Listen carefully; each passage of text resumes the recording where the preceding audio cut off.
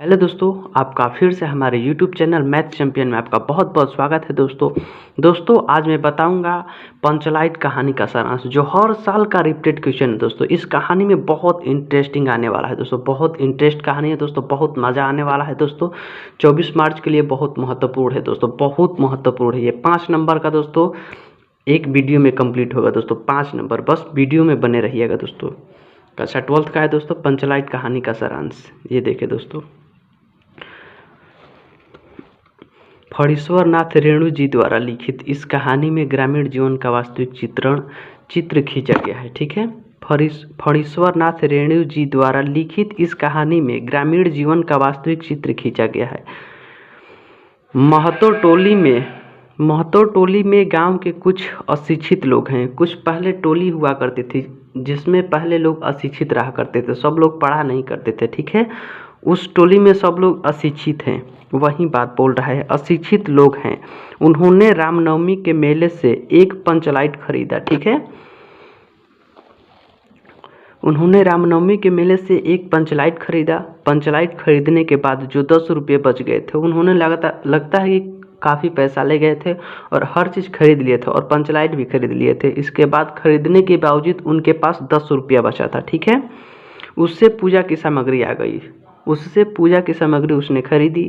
सबको पंचलाइट आने की प्रसन्नता थी। माने उस टोली में सबको पंचलाइट आने की बहुत प्रसन्नता थी। बहुत खुश लोग थे कि हमारे टोला में पंचलाइट आ रहा है। ठीक है, इस खुशी में कीर्तन का आयोजन किया गया। पंचलाइट के आने की खुशी में कीर्तन का आयोजन किया गया। ठीक है, थोड़ी देर में उस टोली के सभी लोग पंचलाइट देखने के लिए एकत्र हो गए। पंचलाइट देखने के लिए नहीं होता है कि कुछ नया नया चीज़ आता है, खेल तमाशा वाला आता है तो लोग देखने के लिए इकट्ठा हो जाते हैं। बस उसी तरह थोड़ी देर में उसी टोली के लोग सभी लोग पंचलाइट देखने के लिए एकत्र हो गए। ठीक है, सरदार ने पंचलाइट खरीदने का पूरा किस्सा लोगों को सुनाया। सरदार ने पंचलाइट खरीदने का पूरा किस्सा कैसे कैसे खरीदा था लोगों को सुनाया।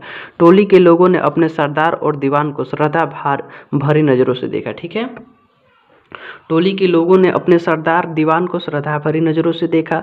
लेकिन प्रश्न यह पैदा हुआ कि पंचलाइट को जलाएगा कौन। ठीक है, उस समय पंचलाइट को कोई जलाना नहीं जानता था। ठीक है, तो वही प्रश्न उठा कि पंचलाइट को जलाएगा कौन, पंचलाइट को जलाएगा कौन। आज किसी ने भी अपने घर में डिबरी भी नहीं जलाई थी। उस दिन किसी ने भी अपने घर में डिबरी भी नहीं जलाई थी। पंचलाइट न जलने से पंचों के चेहरे उतर गए। पंचलाइट न जलने से पंचों के चेहरे उतर गए। ठीक है, पंचलाइट न जलने से पंचों के चेहरे उतर गए। दूसरे टोली के लोगों ने उनका बहुत मजाक उड़ाया। एक राजपूत टोली था। ठीक है, उन्हीं टोली ने उन टोली के लोगों ने मिलकर इनके टोली के लोगों का मजाक उड़ाया था। ठीक है, गुलरी काकी की बेटी, यानी दूसरे टोली के लोगों ने उनका मजाक उड़ाया था। गुलरी काकी की बेटी मुनरी वहीं पे बैठी थी, यानी गुलरी काकी की बेटी मुनरी। ठीक है, इनमें 3 लोग मेन उनका रोल है दोस्तों। जैसे ये गोधन है और ये मुनरी है और ये गुलरी काकी है। ये मुनरी है, ये प्रेमिका है गोधन की। ठीक है, गोधन की प्रेमिका मुनरी है, मुनरी की माँ गुलरी काकी है। ठीक है, इन्हीं तीनों का इन लोगों इस कहानी में योगदान है। वहीं बोल रहा है गुलरी काकी की बेटी मुनरी वहीं पे बैठी थी, उसी के बगल में बैठी थी। बहुत इंटरेस्टिंग है कहानी दोस्तों, आगे तक जरूर देखिएगा। उससे पता था कि गोधन पंचलाइट को जलाना चाहता था। ठीक है, यानी गुलरी को पता था कि गोधन पंचलाइट को जलाना जानता है। ठीक है, लेकिन मुनरी गोधन से प्रेम करती थी। वह मुनरी गोधन से बहुत प्रेम करती थी और मुनरी को पता था कि गोधन उस पंचलाइट को जलाना जानता है, लेकिन फिर भी वह चुप रहती है और अपनी सहेली को यह बात बता देती है। ठीक है, उसने अपनी सहेली कनेली को बताया। उसकी सहेली का नाम था कनेली। ठीक है, कनेली को बताया। ठीक है, कनेली को बताया। इसके बाद कनेली ने यह सूचना सरदार तक पहुंचाया। ठीक है, कनेली ने यह सूचना किसके यहाँ पहुंचाया, सरदार के यहाँ, कि गोधन पंचलाइट को जलाना जानता है।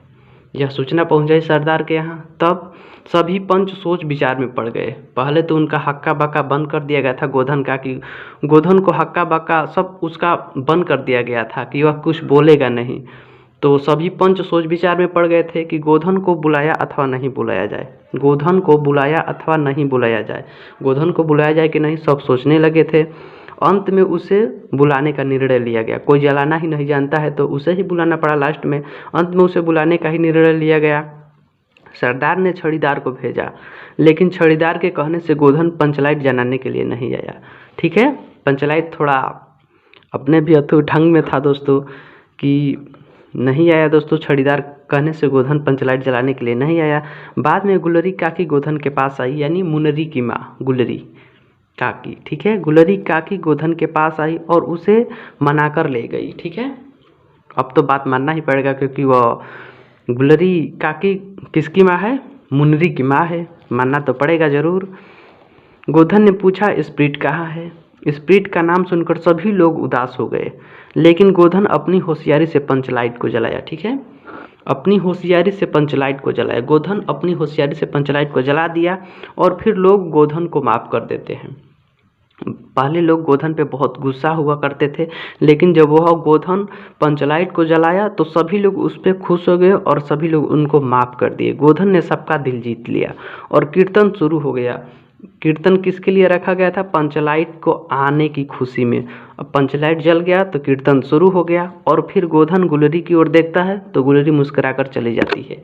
बस यही कहानी है दोस्तों। यदि इतना लिख देंगे तो मैं बता रहा हूँ कि आपका 6 नंबर कहीं नहीं गया है दोस्तों। ठीक है, 6 नंबर या 5 नंबर इसी में पूछता है, आपका कहीं नहीं गया है 6 नंबर। यदि ये वीडियो अच्छा लगे तो लाइक, सब्सक्राइब और शेयर जरूर कीजिए दोस्तों। मिलते हैं अगले वीडियो में, तब तक के लिए धन्यवाद है दोस्तों।